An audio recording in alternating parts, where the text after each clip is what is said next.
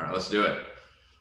Okay, thank you for joining us for the monthly ramp up presented to you by Franchise Ramp. My name is Nick Hansen, Director of Creative here at Franchise Ramp, and I'm super excited for the latest edition of this webinar series that includes a mix of in the trenches knowledge and high level strategy, along with a featured interview with the franchisee.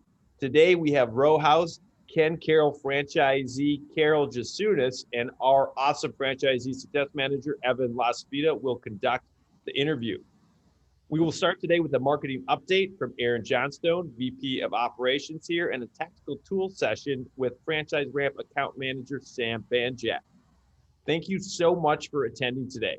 The monthly ramp up's goal is to give you a coherent picture of what's happening at the intersection of marketing and franchising. We want this to be a tight-knit community for franchisees to share knowledge and gain insight. Our mission at Franchise Ramp is to help franchisees realize their entrepreneurial dreams. We were tired of working with digital marketing agencies who didn't understand franchising or sales in general. So we took matters in our own hands, became Facebook experts, and added other digital marketing experts to our team. We are the new standard in franchise digital marketing and help clients obtain more quantity and higher quality leads. Please come back and join us again. Now, I would like to introduce Aren Johnstone. Thank you, Nick. Thank you everyone for attending today. We really appreciate it. And I'm very excited about the topic today. So the topic today is email, which email's been around for a very long time and is a relatively boring subject, so to speak, in the digital marketing world because it's not very new. But the important thing is that it does convert. And so on the agenda for today, we're going to talk about why email is your biggest asset and probably your biggest marketing asset for sure as a business owner, especially as a franchisee. I'm going to explain why it's your biggest asset. We're going to talk about list segmentation, exactly what that is, why it's valuable, and how it helps your business. We're going to go into the types of emails. We're going to focus on just a few because there's a lot of variations out there. Then we're going to go into templates, like email templates and examples that might be valuable so you can get some ideas on how to take that away, utilize it in your business, and try to maximize the value from your email list. I'll give you a very basic email series that you can follow and adopt to really make the most out of your email list. And then if you stay with us past that, I have 2 bonus tips that I'm really excited about to share with you. I'm kind of wrapping up all of that together to make it one cohesive plan. So why is your email list your biggest asset? So if you're a franchisee and I'm just taking 3,000 prospects, which is not a very large number for many franchisees that have been around for a couple years. But if you've been around for a year, 2 years, 3 years, most of you will have 3,000 prospects in your CRM system coming from all lead sources, whether it's Facebook, Google, walk-in, members, referrals, etc.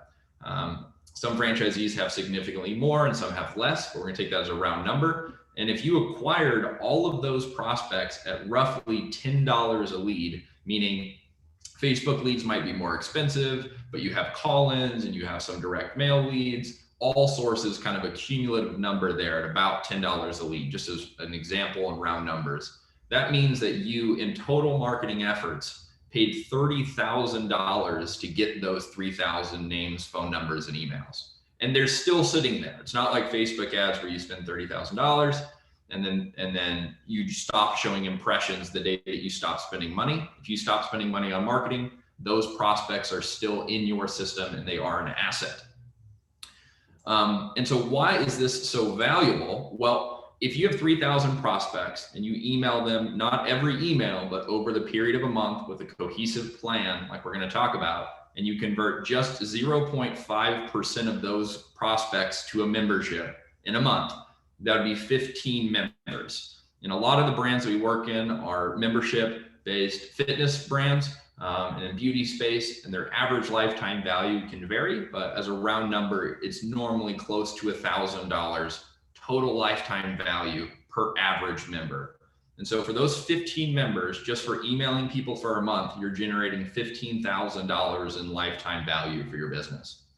And To put this in perspective, in the e-commerce world, often in e-com sales, the email list is actually sold as an asset in the business. So if you have 10,000 emails and you're selling that email list or selling your entire business, depending on open rate, conversion rate, etc., you can sell each email on a per email basis, either 25 cents an email, 50 cents an email, $1 an email. I bought an e-commerce business. That was my first business, and I purchased the email list of 7,000 emails at $1.25 an email, because it's where most of the revenue came from on a reoccurring basis for that business. And that doesn't happen in franchising, but it's very much an asset.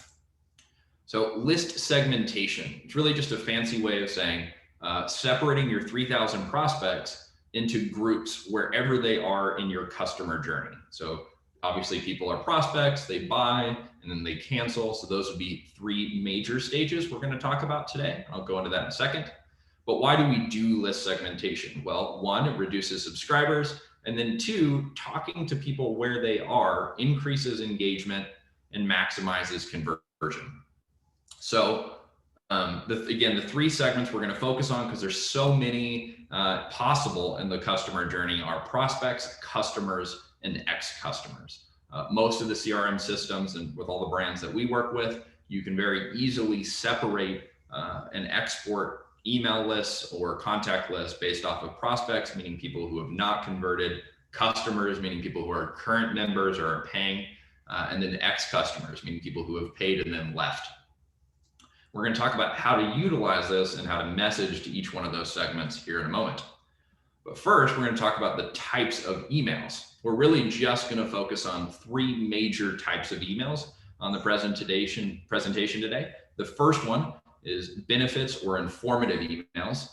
The second is member or employee highlights. And then the third is going to be offer-driven emails. These are the ones where we're really asking each one of those segments to take a specific action. It could be the same action or it could be a different one. And we're going to talk about how to use those in a moment. So you have your types of emails. And I think the biggest thing I see franchisees or just business owners in general, and I've been there for sure, is how to actually take all the information you can possibly do with email and turn it into a plan. So here's a very simple, actionable plan that franchisees can take advantage of immediately after this webinar. You're basically just going, you're using your first type of email, which is offer-driven email on day one. Then X number of days later, for this example, I'm using 3. If you're very busy, as many franchisees are, you don't have someone who's focusing on marketing, you could make these the periods between emails a week, 2 weeks, a month, but you don't want to send the same type every time. So you're basically just switching from an offer-driven email, and then 3 days later, you would send a benefits email. Then 3 days later, you send a member or employee highlight email, and then you rotate back over again. On day 10, offer-driven email. 3 days later, back to benefits. And again, if you don't have enough time, you can do that at a week interval or a 2-week interval, just whatever makes sense for your business. But this gives you a very long-term plan and a very actionable way to take advantage of different types of content. So I'm going to show you some email examples of each one of these different email types. So I'm going to give you 2 examples for each. For offer-driven emails, it's really important to have short emails with a heavy focus on the offer and a very strong call to action. We get a lot of emails from our customers or clients, so I'm going to critique these. These emails are fantastic, so I'm going to nitpick it just for the purpose of being on a webinar. But I'll play the video here just to show you. So strong, exactly clear offer up at the top. They fit in a little bit about why to choose Pure Barre. And then the call to action at the bottom here, not going to show, was white and a little hard to read. So don't be afraid to have a big button that's very clear on exactly what offer or what action they should take. I'm going to show you another example that's even simpler and very short. Very simple, exactly what the offer is and a very clear way to buy. They can make this button significantly bigger, and they included a second button at the bottom. So very simple, very clear, very offer focused, and a strong call to action. Next, we're going to focus on benefits or informational emails. This, we're going to focus on the benefits, try to establish differentiators around brands, and we are going to have a call to action, but it's more of a benefits focused one. So this is talking about the benefits of yoga.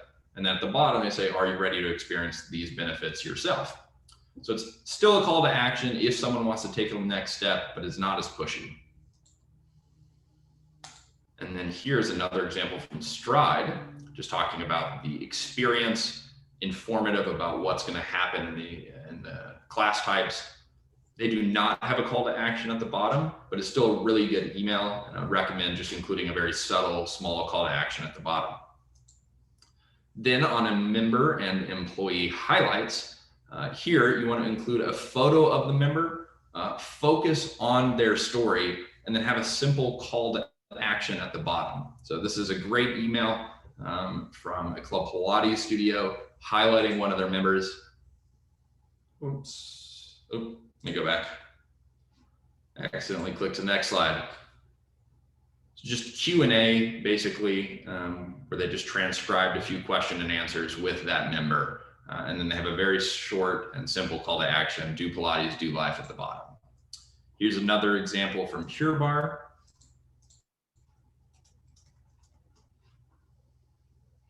Just talking about, I think this one's an instructor highlight. Yeah, it's a teacher. So this is an employee highlight. This just makes your studio more familiar to your prospects. Gives them a reason to choose you when you do send your call to action or offer driven email. So now on to the pro tips or the bonus tips. First, Peter Hansen, who's one of the founders, one of the other owners here at Franchise Ramp, has been experimenting with a lot of different types of emails at his Club Pilates studio. And he's actually had a lot of success recently sending plain text emails.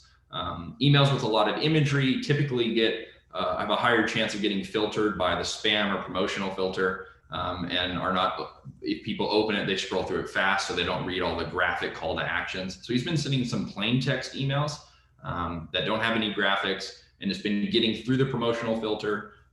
It seems a little bit more authentic. It has a better open rate and seems to be converting at a higher percentage. So if you're having trouble with your email, go ahead and try some plain text emails as just one of the variants that you send. It's a great example. Bonus tip number 2. So we talked about the different types of emails and the segments, and I'm going to bring it all together here. So you have your cadence where you basically just switch between type 1, type 2, type 3, and you do that at whatever interval makes sense for you. And now we're going to incorporate the segments. So if you craft an email, let's say as the example here on the right, you're offering a free class to your list, and you want to break your email list into prospects and send one email, customers and send a second email, and then X customers. All you have to change is the subject line, the header, and the call to action on those emails. So if you're sending the same email, think of it as the body, the images, the offer, everything's the same. In the subject line for prospects, you could say a free class just for you. It's very direct. For customers, you could say gift your friend a free class. And all you'd have to do is change the button to say give a friend a free class and change the subject line and the headline. And then for X customers, you would say, we miss you, get started again with a free class. So it's the same content. You're not making 3 unique pieces, but you're going to have a much higher open rate, much better conversion rate, just simply by segmenting and changing some of your major points, subject, line, header, and call to actions based on those segments. That is it for me, Nick. Thank you, Aaron. That was super informative. Let us know in the chat if you have any questions. And I would now like to introduce our account manager, Sam Banjak. Hey, everybody. Sorry for hopping on late there, but my name is Sam Banjak, like Nick just said, and I'm an account manager here at Franchise Ramp. And today for our tactical tools segment, I'm going to be going over how to maximize your ad budget with what we call authentic creative. So if you'll go to the agenda today, I'm going to go over what authentic creative is and why it works, take you through one of our case studies, go over some other benefits of filming and shooting authentic creative, what authentic creative to film and shoot, how to film and shoot it, and what this all means to you as a franchisee as a wrap up. So what is authentic creative?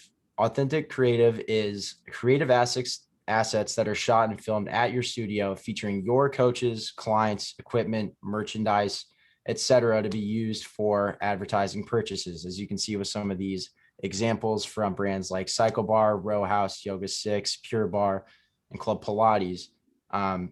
Authentic creative are pictures, boomerangs, videos that don't have to be professionally shot. They can be taken straight from your phone, a team member's phone, or even taken from a passionate client's phone. So why does authentic creative work in advertising? If you go to the next slide for me, Aren. Yep. Huge emphasis on the word "you're" here. Showing your clients and your team in your studio using your equipment, doing your product. I know that's a lot, is the reason authentic creative works so well. Potential clients don't want to see what goes on in a studio across the country. For example, if you're based in New York, they don't want to see a corporate video of a beachy studio surrounded by palm trees in Florida. They want to see how your product is benefiting people like them in their community and what makes your studio so special. Also, in this day and age, we're lucky to have tons of data to back this all up. So let me walk you through a case study of ours. We track all of our authentic creative use through Facebook tags. And here's the data we pulled for one of our franchises we work with, Row House, across all active accounts, January 1st to yesterday, June 15th.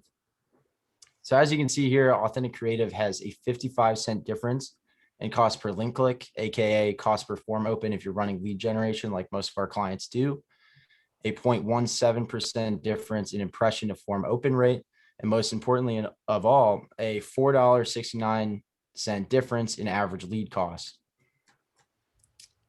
So further, let me take you through one of our specific Row House accounts. This account had been struggling for a long time with lead costs throughout several campaigns before the client began sending us authentic creative to work with. We were able to take the client's cost per lead down from $35.49 to $24.08 when we first began testing, an $11.41 difference in lead costs. Then after a final split test against their new authentic creative with the same copy, lead form, etc., were non-authentic, I just can't say it, too many authentics, were non-authentic creative lost at $43.69 cost per lead. We switched to using solely authentic creative from them. As the client has sent us more and more authentic creative to work with over time, we are now down to $10.63 cost per lead since April this year. So then if you'll go to the next slide here, you can see some of the authentic creative we've used. These are just 4 boomerangs. We also ran testimonials, images, and other stuff that were sent by them. But you can see these are super simple, shot right on an iPhone, and their team has been having a great time creating them. If you go to the next slide here, some other benefits of filming and shooting authentic creative like this include being able to learn more about your clients and staff through testimonial videos. It will help you develop deeper relationships with your clients and staff as well by making them feel more involved. You'll be able to use the content everywhere. So strengthening your social media pages, sending in your emails, etc., not just in advertising. And overall, it'll help make your brand a true part of the community, not just another franchise location in the area. So you might be wondering, what kinds of authentic creatives should I film and shoot if I'm going to start? Well, here's an awesome guide we grabbed from Brain Insights this year at this year's Ad World conference. It shows the data-backed best performing ad type for each type of product. Probably a good time to screenshot if you guys are interested, but we can also send it later. We work primarily with fitness, health, and beauty franchises. So the best performing ad types we use are product demos and testimonials. And testimonials can cover the basis of social proof, case studies, and spokesperson anchors, depending on how you film them and who you film. But today I'm just going to walk through those two. If you go to the next slide, product demos and testimonials. Product demos could not be simpler to film and shoot. Just show what your product is and how it can benefit a potential client. As you can see in some of these videos, it's literally someone just walking in and filming the class. You'd be surprised at the awesome content you can get from just walking through one of your classes if you're a fitness franchisee with your iPhone. Showing real people in your community using your product is the simplest way to build up some high-performing authentic creative to use. And then on the right here, we have testimonials, and testimonials are slightly more difficult to set up in film than a simple product demo. I don't know if we have sound here, but she's talking about her Pure Bar experience. But you'll be surprised, despite it being a little bit more difficult, at how much the effort pays off. Also filmable with just a smartphone. Here are a few examples of questions you can ask clients or staff when you're filming. How did you find us? Were you skeptical? Why did you decide to do it? What happened after you bought and joined? Who would you recommend our product or service to? And you can even dig deeper and ask questions like, what makes our studio so special? Why do you feel at home here? You can really just get as creative and thoughtful as you want with it. So after going over the types of authentic creative, let's go over how to capture it. If you go to the next slide. It's so much easier than most people think. I think someone should be linking a video guide we've created at the end of the presentation. Nick, I think you created that. But here are a few pointers I'll go over now. You can use a device just with decent recording power. It doesn't have to be a $2,000 camera. iPhones and smartphones are perfect. I would be shocked if anyone here doesn't have one, but if using a flip phone is still your thing, get a staff member with a smartphone to film it for you. When deciding where to film or shoot, think of your studio and all the places in it. What spots or backgrounds are the coolest and most eye-catching for content? And lastly, try to record the most authentic vibe of your location, but keep brighter lighting and clear sound in mind, because inaudible videos are not going to perform well. And same thing if a potential client can't see what's happening in a photo or video. If you're new to filming and shooting authentic creative, start things off simple as possible and let the creativity and complexity of your content grow as you become more comfortable with it. The key when starting is to document, not create, and also get yourself started early on a consistent schedule for it. Whew. Okay. So what it all means for you guys as franchisees. To wrap up my segment, let's talk about that. So authentic creative shows how your product is benefiting people in your community and what makes your studio so special. Yours is really the key here, not some studio or other location across the country. It's yours. Using authentic creative can have a substantial impact on your advertising efficiency. I mean, we were able to take a struggling account from nearly $70 cost per lead, if you look at the graphic, down to $10, and that could be you if your account is also struggling. And beyond advertising, there are many other benefits to using authentic creative. You can learn more about your clients and staff, develop deeper relationships with them, use the content everywhere, and make your brand a true part of the community around you. And lastly, it's easier than you think. Like we just went over in the past few slides, even just pulling out your phone and recording around your studio, thought out or not, can have an incredible impact. So yeah, that's it for me. Again, my name is Sam Banjak and I'm an account manager here at Franchise Ramp. Yeah, I'll make sure we get that filming and shooting tutorial linked. And if somebody missed a screenshot, we can send that other graphic of the best types of authentic or the best types of creative to use. And with that, I guess I'll hand things back to Nick Hansen. Sam, thank you so much. That was awesome. And authentic content is definitely one of my favorite topics. And if you have any additional questions about it, feel free to reach out to me at nick@franchiseramp.com. And remember what my social media mentor always says, Gary Vaynerchuk, which is document, don't create. So thank you. And also message Sam in the chat if you have any questions. And now I would like to introduce our franchisee success manager, Evan Lacivita. You, Nick.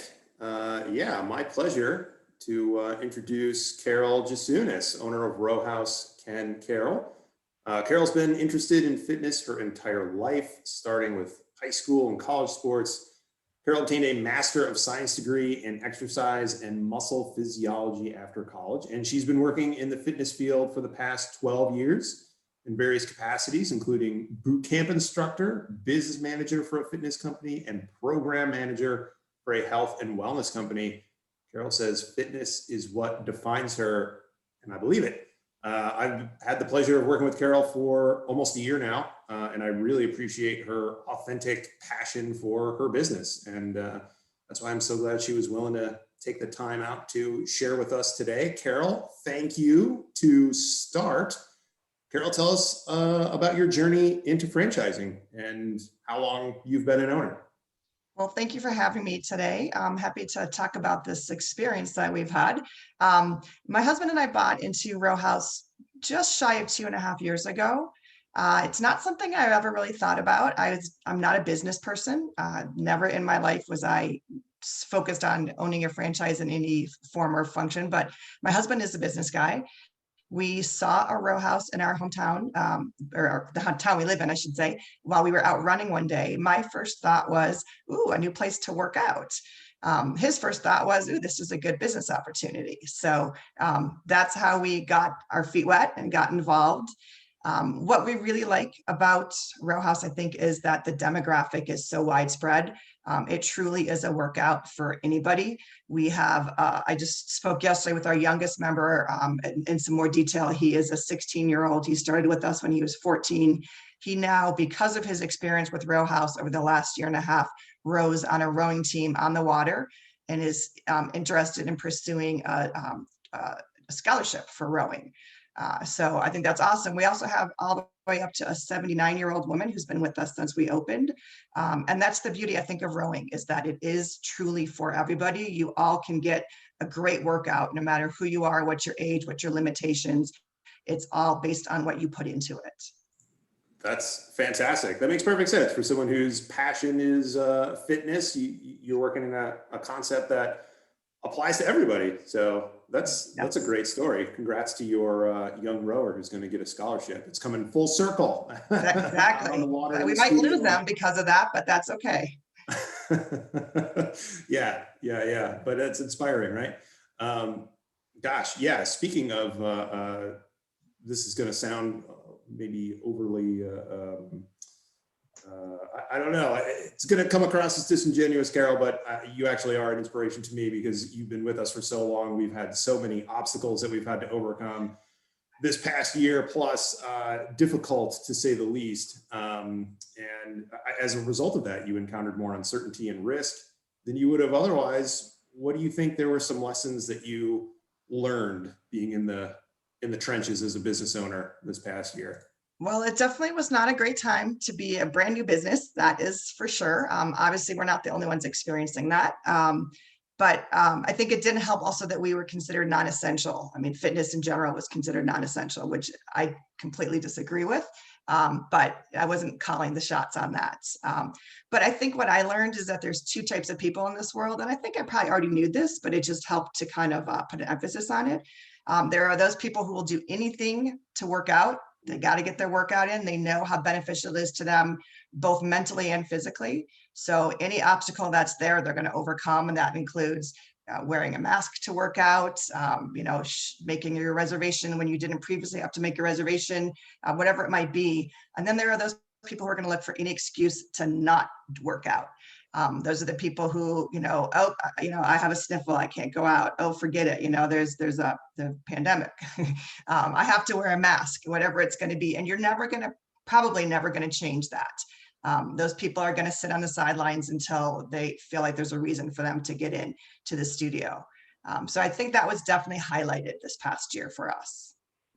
That makes a lot of sense. That's a kind of a perennial or evergreen issue with the fitness industry, is trying to get what's almost certainly 80 to 90% of your audience are the folks that find it really easy to fall out of that pattern of behavior and get them in the door. And then, you've got pandemic on top of that.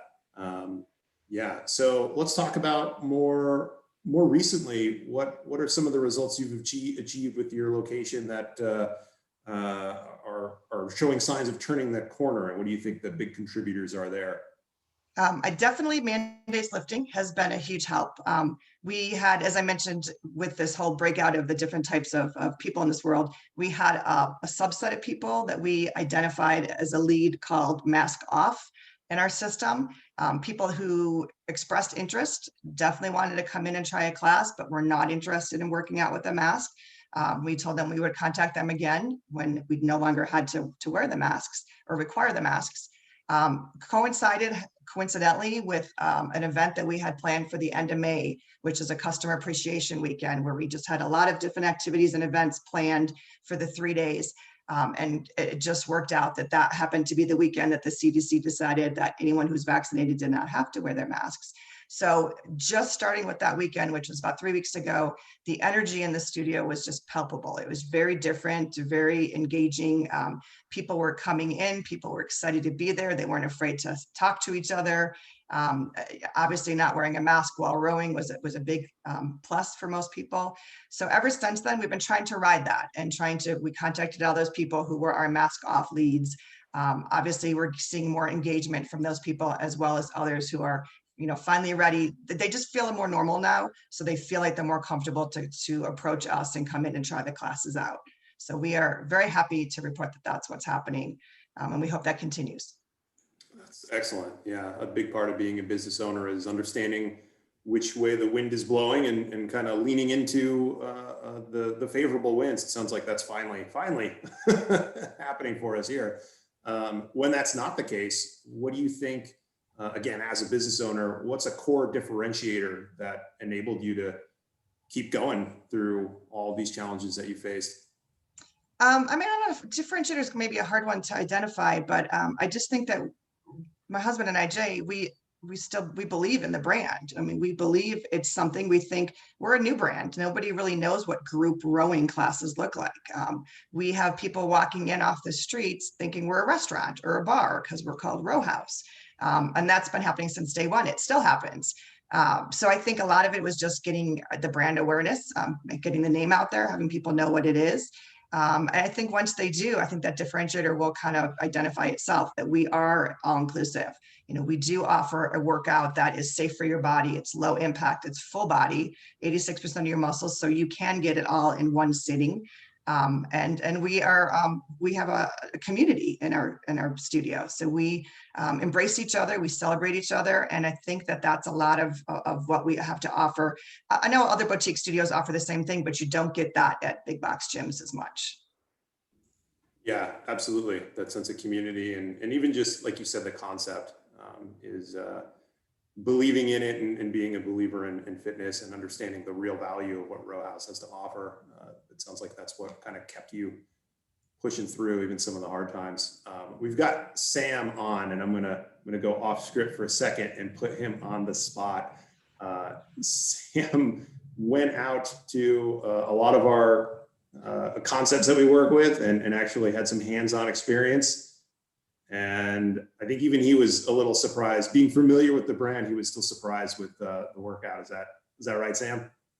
Definitely. I mean, growing up for several years, I've been like a gym solo guy. So when I went and tried all of these, classes, I had never really done workout classes before. Row House, especially, I think almost shocked me the most, probably because I didn't really have an idea exactly what it was going to be like, but I walked out, for lack of a better word, with my ass kicked. So it was awesome. It was a great experience. Yeah. Cool. Thanks, Sam. Yeah. Yeah, it's something for everybody, but it's definitely a workout for everybody. Carol, again, I really appreciate you joining us here and sharing some insight. And like I said, it's been a wild ride, and it feels like we are turning a corner. Is there anything else you can think of that's kind of unique to your experience or your studio that's helping you move forward? I mean, I think all the things that you guys were mentioning, specifically Sam, about the organic or content, the authentic content. And that's where we finally pivoted, I think, after working, a few months and trying to discover why our CPLs were as high as they were. They weren't matching what the whole brand was seeing. It was frustrating. As you know, I believe Evan tried to break up with me at one point because he just didn't think we could solve this problem. He tried everything. And I think that truly helped once we started taking our own pictures, videos, content, and submitting those to you guys to use in the campaigns. It definitely, I think, helped just enlighten our results. At the same time, everyone keeps saying Denver is such a tough market. It's a tough market. It's a very active community. There's a lot of competition out there, but it still it wasn't a good answer for me. I needed to figure out why and how we could make this work better. And I think that definitely helped. Yeah, absolutely. And no surprise there, right? Being someone who's kind of naturally a competitor and going to meet obstacles, hearing that it's a tough market, you're like, yeah, okay. And then what? We're still strive to succeed. So, Carol, very last question here. And again, I really appreciate all the insight. We could probably talk for another hour. The goals where we have. But last question, what advice would you give to franchisees who are just starting out? I think it's definitely important to get out and meet people in your community, interact with other businesses, individuals, just kind of develop those relationships. Networking, obviously it's, the key word, but it truly does add value, I think, as a business owner. Likewise, make sure that who you bring in to work with you, whether it's your staff, your crew, make sure it's the right people. Don't just take whoever applies. No offense to this age group, but we don't hire high school kids or even kids who are home from college for the summer because our sales desk position is a sales position. We need somebody who has the ability to actually sell the product. Coming home for just a couple months in the summer, by the time we get you trained up, you're leaving again. High school people will be great at just handling front desk duties, but they're probably not going to have the knowledge and the experience to sell. So I think that's part of it. We have a lot of people who are older demographic, even working in our studio part-time, but they love the brand and they represent it well. So I think choosing those right people, not just age, personality is huge. That's a big part of it. We became family, so it has to be the right people. Yeah, that makes a lot of sense. Fitness, community, and being real and serious about helping the business grow are crucial. So that makes a lot of sense for sure. You got to be kind of choosy about who's on your team. Carol, like I said, thank you so much. Really appreciate it. I'll pass it back to Nick. Thank you so much, Evan and Carol, and good luck on your journey. We look forward to continuing to work with you. And we now hold some time open for questions. I haven't seen any come through in the Q&A or the chat, so we'll just hold for a moment and then we will wrap up. And of course, we will send out this recording to our email list and also some of the authentic creative resources that Sam shared on. And not seeing any questions, so we are going to close up. Thank you, everybody, so much for joining us today. We already can't wait to see you next month, and we're looking forward to working with you to achieve your entrepreneurial dreams. Have a great rest of the week. Thank you.